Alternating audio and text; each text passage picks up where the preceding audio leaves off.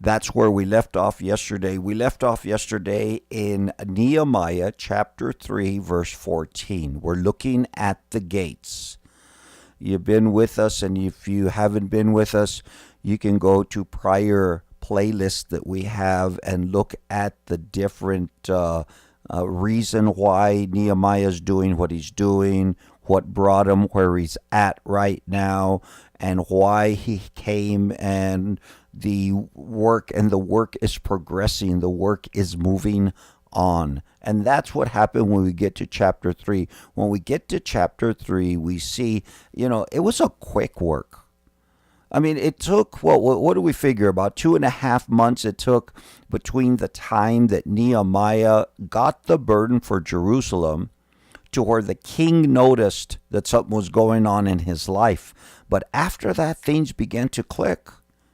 Immediately when the king, Artaxerxes, tells him what's the matter and he shares the vision with him, after that, things began to click to the point to where, he comes to Jerusalem.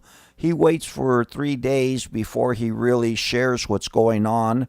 But he gets up on that third night and he goes around and he starts inspecting. Then he meets with the leaders. The leader says, let's get it done. And here we are in chapter 3, and they're starting to do it. And we've seen this. From the first verse of this chapter, we've seen that the priests, let's see what his name was. Eliashib, the high priest and the priests. And everybody was doing their work. And we've been looking at the different gates. We saw the sheep gate. And I know that after the sheep gate was the fish gate. And let's see if I can find all the other gates that were after that. The old city gate, Now that one, that's the New Living Translation. I better go back to New King James, and all these different gates that we have been looking at and trying to draw parallels. After the old gate, there had to have been another gate to go along with it. Wasn't it the Valley Gate that was after that? And I believe there's 10 gates that we look at in this chapter, but there were 12 gates total that were around Jerusalem in these days. And the walls that they're building in the project that they're working on, they're repairing 12 gates.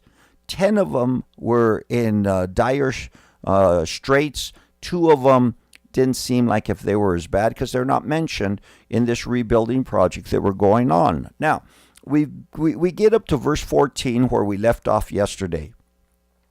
We read it and just kind of introduced it a little bit. But it says, Malchijah, the son of Rechab, the leader of the district of Beth Hasserim, repaired the refuse gate. He built it, hung its doors with its bolts and bars. So let's, here we are. Sheep gate. For me, sheep gate talks about discipleship. It talks about growing. It talks about maturity. Now, you might have another idea over there as long as it's kind of with a biblical filter. I'm okay with it. The fish gate, to me, talks about evangelism. But you got to start off with maturity first, and then evangelism. And then we looked at the old gate. And we looked at the old gate, and we talked about, not forsaking the old ways. Not throwing out the baby with the bathwater, but getting, and we use that scripture where Jesus used the parable about the old and the new, and combining them together and finding out what fits and what doesn't fit to go along with it. And then I guess the last one that we talked about was about the Valley Gate. And we went to Psalm 23. We talked about the shadow of the valley, blah, blah, and talked about trials and tribulations, which is part of everybody's Christian experience. You will go through the valley. You will find out what it's all about. And everybody thinks that, do I really have to go through this? That's part of God's plan. That's part of God's molding process through us. There's things that are going on, and that is in itself a whole series. We're talking about trials and tribulations and how God can use them and to discern between whether it's the devil that's trying to shake your tree or God's trying to get you down from that. I don't know, hey, come down, one way or the other. Now, we get into this next gate, which is called the refuse gate. Now, we looked at that through some other translations, and I'm going to do that real quickly. I don't have as many translations on this computer like I do on my laptop, but here's what the contemporary English version calls it. It calls it the garbage gate. The English Standard Version, you say, how many English translations are there?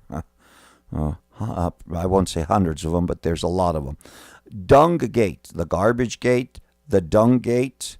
Let's see, another one for dung gate. A lot of them have dung gate over there. The New King James, the one that we use more, says refuse gate.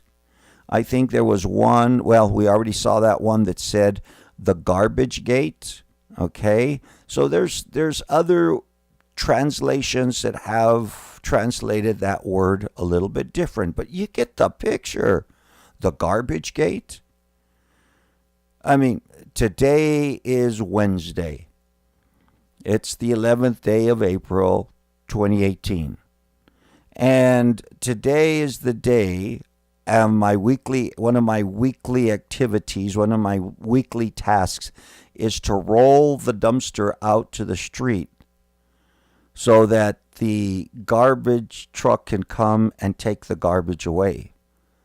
There has to be a way of getting you remember the pictures when the garbage workers in New York City went on strike. This happened years ago. Some of you might not have been alive when that happened, but and we saw the pictures on TV, and we saw that, oh my God, in front of these houses and apartment buildings, and it was just, and the stench, and well, there have to be a place for this stuff to go. Well, Jerusalem was no different. Jerusalem needed a place, and they had a gate, a specific gate, that's where, how about the high priest? What did he do with the parts of the animal when they went through sacrifice and they were killing? What did they do with the parts of the animals that they were sacrificed that weren't part of the sacrifice itself? What did they do with the inner things of an animal? They took it out the dung gate. This wasn't just where they,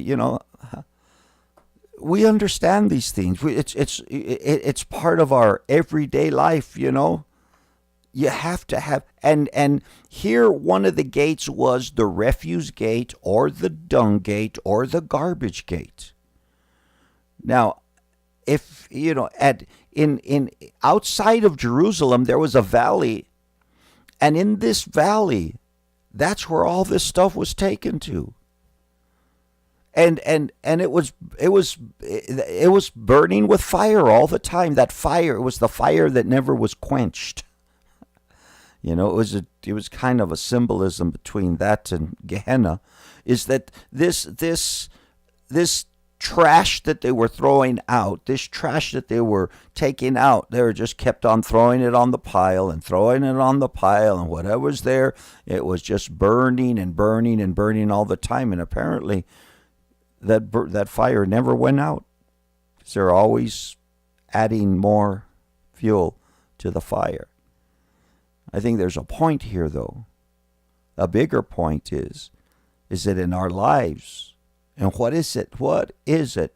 Why does the refuse gate, the garbage gate, the dung gate, why does that have to be repaired?